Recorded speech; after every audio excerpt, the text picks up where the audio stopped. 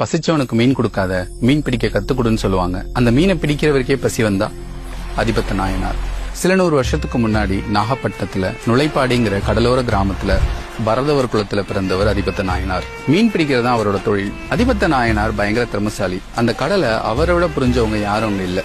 அங்க இருக்கிற மீனவர்களுக்கு அவர் தலைவராகவும் இருந்தாரு. எல்லாருக்கும் உதவுவாரு. எங்கும் பறந்து விரிந்து விரவி கிடக்கும் அந்த சமுத்திரத்தை விட அவர் சிவன் மேல கொண்ட காதல் பெருசா இருந்தது. எப்பெல்லாம் கடலுக்கு போய் வலை வீசி மீன் பிடிக்கிறாரோ அதுல மாற்ற மீன்கள்ல சிறந்த மீனை சிவனுக்கு அர்ப்பணம்னு அர்ப்பணிச்சு கடல்லே விட்டுருவாரு. அவரோட இருந்த மீனவர்களும் திறமசாலிங்க. பிடிபடுற மீனை வச்சு அது எந்த விலைக்கு போகணும்னு தெளிவா சொல்லிடுவாங்க. மீன், சங்கு, முத்து, பவழம், மணிகள்னு கடல் ஒரு தாயா வரதவர்களுக்கு அள்ளி அள்ளி கொடுத்தது. அதிபத்த நாயனாரும் சிறப்பா வாழ்ந்து வந்தாரு. சிவன் தன்னோட திருவிளையாடலை தொடங்கினாரு. எல்லா மீனவர்களும் வலை வீசுவாங்க. மத்தவங்க வலையில எல்லாம் மீன் மாட்டோம், நாயனார் வலையில மட்டும் எதுவுமே சிக்காது. அள்ளி கொடுக்கிற கடல் அவருக்கு மட்டும் தர மறுத்தது. சில நேரங்கள்ல ஒரே ஒரு மீன் தான் சிக்கும். அந்த ஒரு மீனை எடுத்து சிவனுக்கு அர்ப்பணம்னு கடல்லே விட்டுருவாரு. இது ஒரு நாள் 2 நாள் இல்ல, தினமும் நடக்க ஆரம்பிச்சது. ஒரே ஒரு மீன் மட்டும் ஆட்டும். உனக்கே அர்ப்பணம் சிவான்னு அதையும் கொடுத்துருவாரு.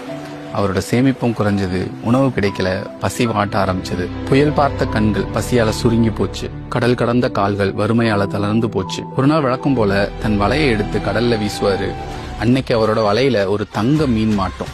வைரம், வைடூரியம்னு பல மணிகள் பதித்த ஒரு தங்க மீன் சும்மா ஜொலிக்கும். கூட இருக்கிறவங்க எல்லாம் ஆச்சரியப்படுவாங்க.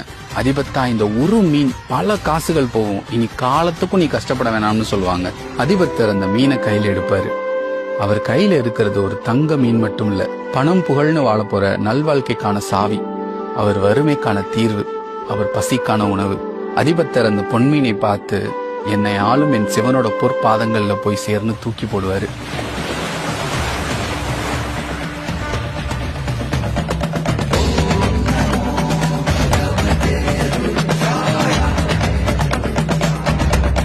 இறைவன் அன்னையோட காட்சி கொடுப்பாரு. தன் திருத்தொண்டர் மரபுல அதிபத்த நாயனாரையும் சேர்த்துக்குவாரு. இன்னைக்கும் நாகப்பட்டினத்துல காயரோகண சுவாமி கோவில்ல சிவனுக்கு தங்க மீன் அர்ப்பணிக்கிற நிகழ்வு நடக்குது. மீனவர்கள் இந்த நிகழ்வை ஒரு திருவிழாவாவே கொண்டாடுறாங்க.